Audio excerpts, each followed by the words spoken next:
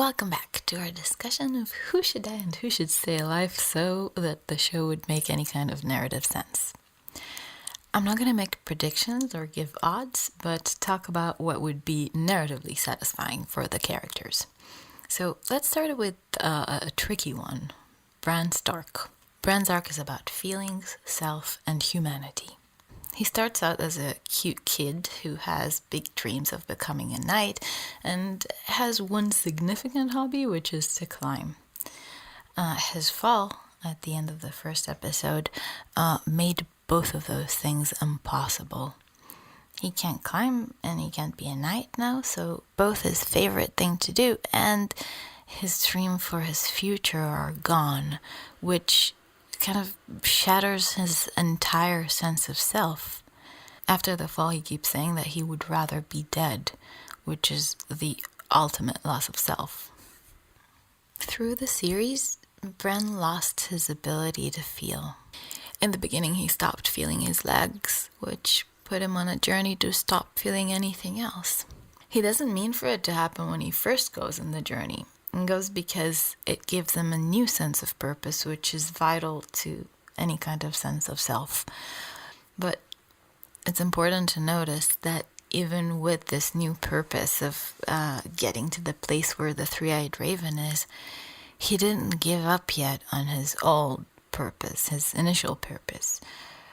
One of the first things he asks Blood Raven when he gets there is, "Will I be able to walk again?" So in his mind, at least part of the reason to go was the possibility to restore his old self. But on his way there, he loses more and more of himself. First, with how he works into summer for longer and longer periods of time because he prefers to be in summer, he prefers to be summer than to be himself. Jojen and Mira warn him that he might stop being Bran altogether if he stays in summer for too long, which, by the way, Bloodraven tells him the same thing later when he wants to stay longer inside his visions of the past. The second way or stage of losing himself on the way to the cave is how he works into Hodor, which is supposed to be more difficult than working into summer, and nobody else is even able to do it. In our context, it has another meaning.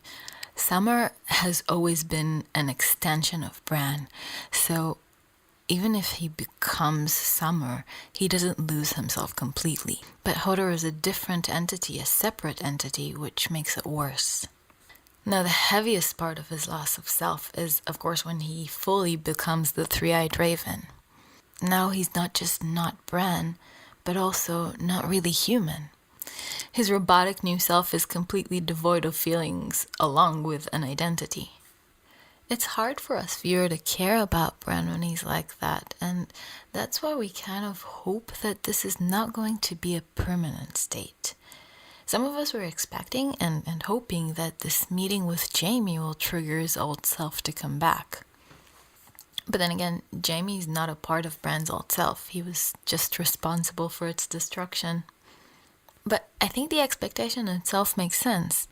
If we look at Bran's journey, it makes sense for us to want it to end with him going back to being Bran, or at least to be able to feel any kind of emotion, which I think is pretty much the same thing. Seeing Jaime didn't work, but maybe what will restore Bran is something that has to do with his old self. I wish I could think of a way to make him do something that has to do with climbing or knighthood to trigger his old self. Maybe the creators of the show could. That'd be pretty satisfying. But as it stands, I think the only way is to trigger an emotion within Bran. He wasn't at all emotional about re-meeting his family members, but he might still be if something happens to one of them. The death or near death of somebody he used to care about and that used to be a part of his old self, of his old life, might wake Bran up and make him feel something. It might even be some sort of a call for action for Bran, which is an even better way to restore some emotion and sense of self. But here's the thing, after this happens, Bran has to die. He can't ever be fully human again because he has deteriorated too far. So we need him to be a little bit human one last time before he's gone, before he's absorbed into the weirwood net or turns into something else. Please let it not be the Night King. Because losing yourself completely is only tragic if we remember that you were ever yourself, that you were ever somebody who could be lost. A simpler character in this context is Dany. Just like Jon, she's too much of a main character to die. She could die, I think, before the season ends, but before that, there is some stuff that she needs to do still. Dany has had a few different story arcs throughout the series, which makes sense for a main character. But one that I think is not done yet is the story of power and corruption. It started with her brother Viserys.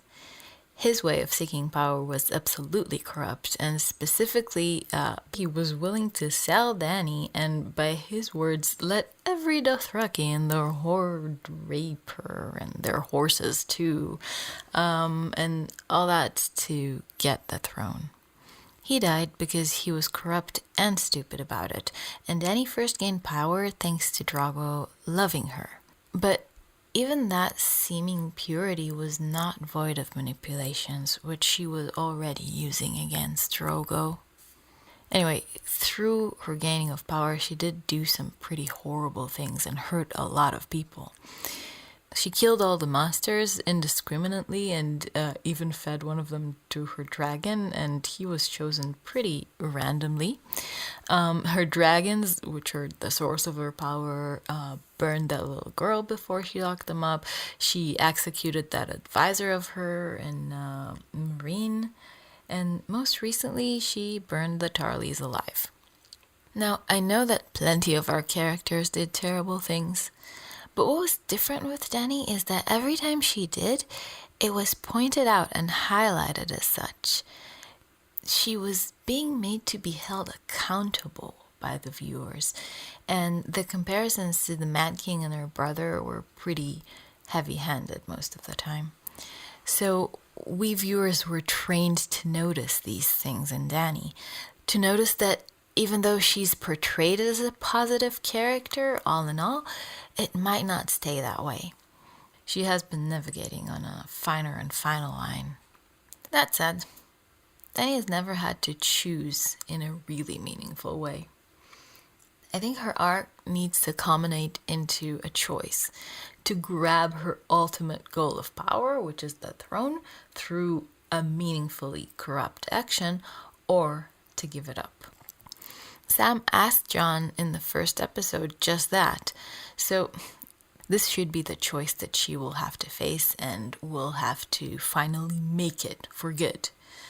The battle might bring some of this into focus, and maybe she'll have to make some choices to that point during it, but I think she would still need to face a final and succinct choice to finish her character journey. Okay, next I'll talk about the two characters that I care most about in the series, which are Theon and Sansa. And luckily, the latest episode tied those two together even more than they already were. So, Theon's arc is usually talked about as one of redemption. He betrayed Robb, Bran, the Starks in general. He murdered kids, took Winterfell, drove Bran and Rickon away. He was just a big, huge shit. And he had to redeem himself from those awful betrayals, and so people say that he's going to die this episode defending Bran as like a last act of redemption. Now, I think that Theon is very well placed to die in the next episode, but honestly, I think his redemption arc is long over. He lost his penis, a few fingers, his entire identity. It's a redemption through suffering, just like with Jorah. But much worse. His last act of redemption, I think, was actually saving Sansa from Ramsay. After that, I think he was done with this specific arc. And if we weren't sure that he's completely redeemed himself, just look at how Sansa accepts and loves him now, as opposed to when she refused to even touch him when he was supposed to walk her down the aisle at her wedding to Ramsay. And even Jon accepts him now thanks to what he did for Sansa. So I don't think he needs to redeem himself any further. He certainly doesn't need to fall on his sword for it. But Theon actually has another arc that he and Sansa have in common, which is recovery, rehabilitation. Those are intertwined with his redemption, but they continue for much longer. As I said before, his identity was completely ripped apart, and he suffered probably more trauma than most characters in the show, if not all. Recovering from it takes time and effort, and we did see it start to happen bit by bit with a few steps backwards for every bit of progress, because that's how post-trauma works. You don't just get better on a linear road.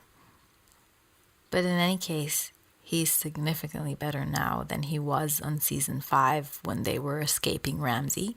So we can say that he is definitely on the road to recovery. This might be disputed, but I think that the long rehabilitation is what saves Theon from being a narrative goner. Because you don't put a character through so much trauma and then rehabilitate them just to kill them off. And also, because recovery is essentially a never-ending arc, just as it is a never-ending process. You know how a recovering alcoholic will always be a recovering alcoholic even decades after they stopped drinking? So, this. The same thing is true for Sansa.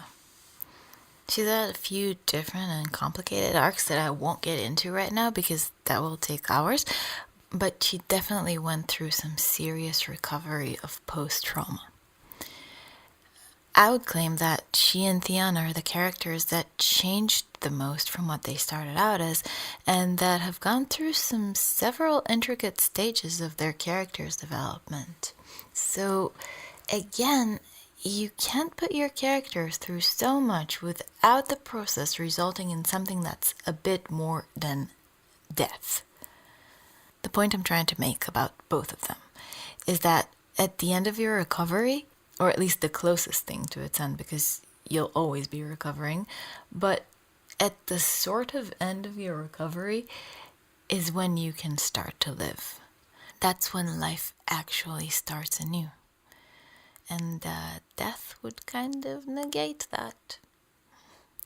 So that's it for now. I hope to not have my heart broken over my beloved characters dying in a non-narratively correct way. But who am I kidding, really? Thank you for listening.